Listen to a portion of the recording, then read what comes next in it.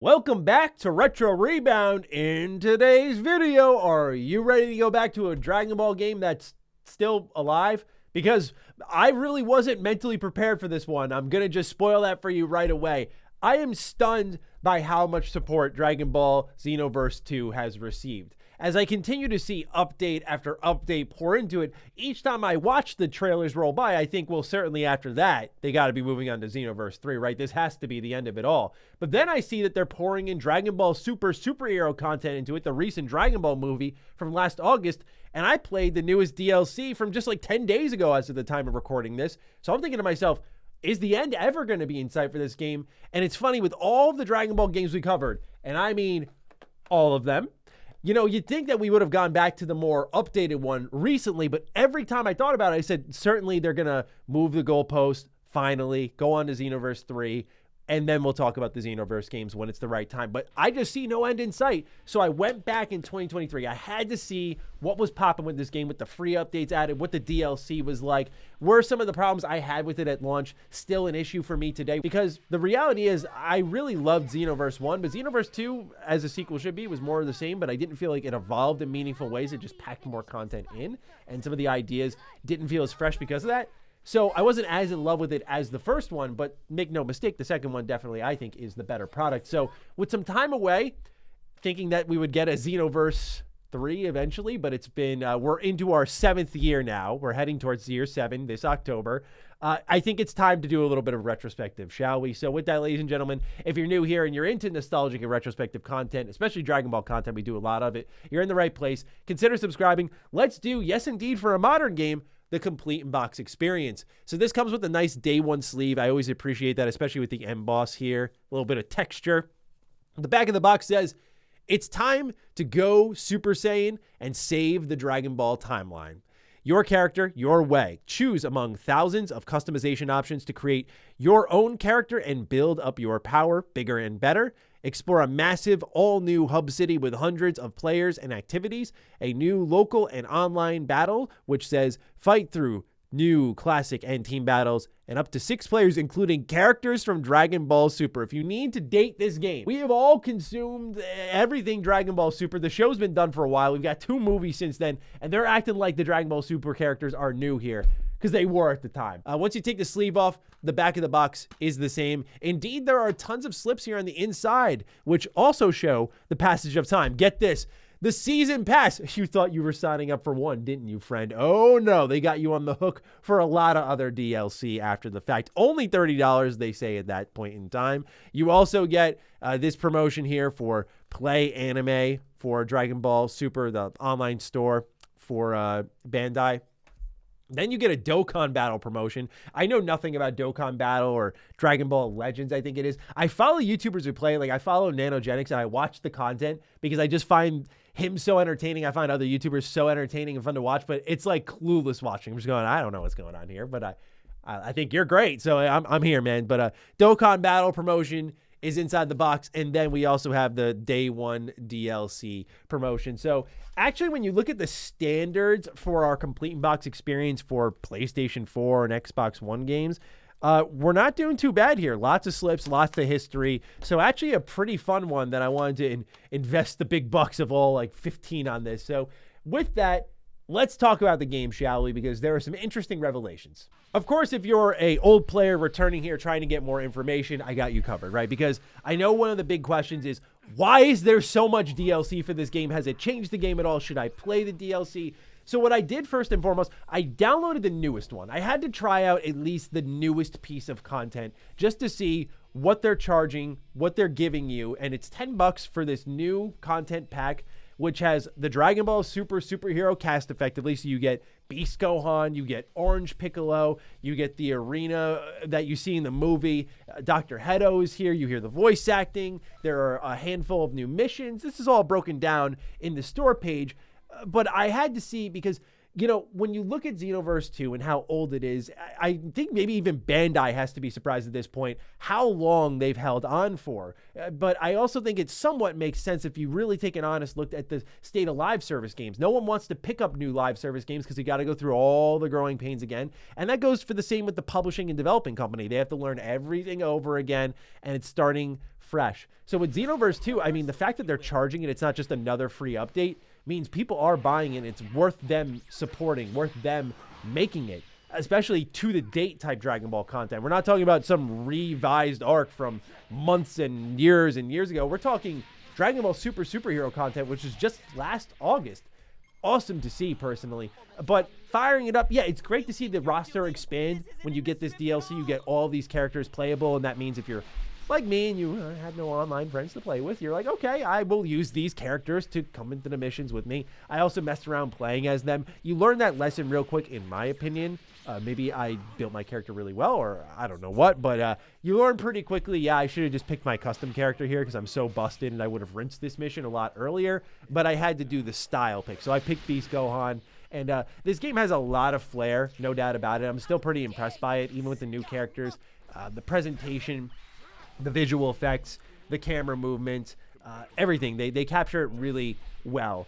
It really is like an online version of Budokai Tenkaichi. And I don't know if people would agree with that, but when I think of Budokai Tenkaichi, I think of a massive roster, I think of 3D elements, and this game checks both those boxes, as well as good presentation. While I think Budokai Tenkaichi isn't the deepest fighting game, it definitely is a really entertaining fighting game to play because of its simplicity and also to watch. And I feel a little bit of that with Xenoverse 2. But as I got deeper into my session, and I played for many hours, it was there I remembered some of the issues I had at launch, because as I mentioned, Xenoverse 2 is a game I really did like, but I loved Xenoverse 1. Xenoverse 1 came at a perfect time where we were feeling that fatigue with the Dragon Ball Z games. We were coming off of, games like Battle of Z and Ultimate Tenkaichi. It was a really, really horrible time. And then you get Xenoverse, finally. Like this game that's saying to you, hey, that storyline that we've been retreading endlessly in these games, no more.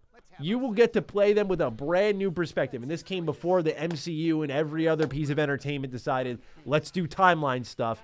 They said, hey, we got something for you, Dragon Ball fans, and it delivered at the perfect time. Xenoverse 1 felt like such a breath of fresh air. Xenoverse 2 was just more meat on that bone, and so it wasn't as exciting in the terms of, new, but in the terms of content, certainly they've delivered. But with all of that captured in mind right now, when I went back, I had to know on a playable state what this game felt like. It's a modern game, so I knew it was playable, and I knew I enjoyed it enough to put 60 hours into it when it first came out. But was it going to feel great after games even like Dragon Ball FighterZ, games like Kakarot, which captured that 3D fighting element really well with the style and flair and presentation? And yeah, this game is no doubt technically hamstrung. I mean, it is struggling in my eyes. And especially as time has done its thing, it just feels worse. What I mean by that is switching maps, something that is now pretty elegant in most games. The transitions in this game feel awkward. When new enemies show up and they just float and slowly stare at the camera, to the audio mixing being a absolute travesty, where music fades in and out of battle depending on your proximity of the enemy. So you can't even get into a jam session. Like the music just cuts out constantly. And the balancing of like yells feeling far weaker than the actual super attacks, which I think Dragon Ball always had a balance of. Like when a character yells, say, Kamehameha, it synchronizes with the super attack, which makes them both feel powerful and like this vibration in your ears that's just so engrossing, I would say. And this game just, it feels like the mute is on the super attacks, and then the actual character yelling is at a reasonable volume. So it just, the audio mixing across the board isn't that great, which I know sounds like a nitpick, but trust me when I say, when you're playing and you're listening to hard rock in Dragon Ball, you're like, okay, this is cool, nice, I like this. And then it cuts out because you naturally got hit and bounced out of the fight a little bit. Like not even that far out of the fight, just a little bit. And the music cuts out. It's in those moments, alongside the map switching and the awkward camera angles when villains enter, that this game feels like it needs a new entry to just wipe that stuff away. Because then you can see, oh, what would Xenoverse 3 be? Because the content is there, right? They're doing a great job with Xenoverse 2 content. We're getting the taste of what that would be like. But on the technical level, I think this game truly does need some help. And playing it again reminded me of that, because time has not been favorable in that department. And I do not think I'm exaggerating on that. I know a lot of people love Xenoverse 2, and I think it does a lot of cool things. But I cannot sit here and pretend to you all that on a technical level, this game is it's been favorable to it as time has gone on. It is not like a fine wine in this department. Now, upon playing these missions, I was also reminded of something that I know some people will tell me, oh, it's not the game for you, but I would disagree with that just based off the fact that I love RPGs. This game is full of RPG elements. But the loot being so RNG, I distinctly remember that being a major complaint with the first game. And with Xenoverse 2, it just became worse in my eyes. So I love the customization in this game. Let's start there and then get into the problem from that.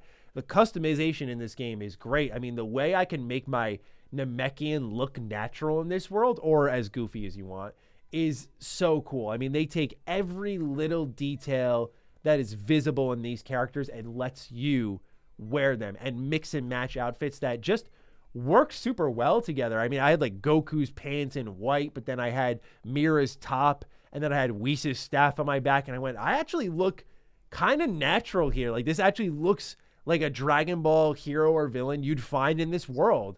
So kudos to the character creation. I mean, they did a wonderful job, especially at the very beginning when you make your character. I know that the Saiyan is clearly the best, but I am a huge Namekian fan. And so this game lets me be a Namekian, which is so cool. And you can play as an Earthling even, and so on and so forth. There are great options there. And then there's also the skills department where you choose your ultimate attack. You choose your super attack. So you can be a striking attack specialist or an energy attack specialist. And my Namekian was good at super attacks, which I realize now going back to the game, I don't think I built him that well, because my level for energy attacks was very high, but my ki wasn't very high at all. So I was blasting people for a ton of damage, but then I would be out of ki and I had to charge quickly, which isn't ideal.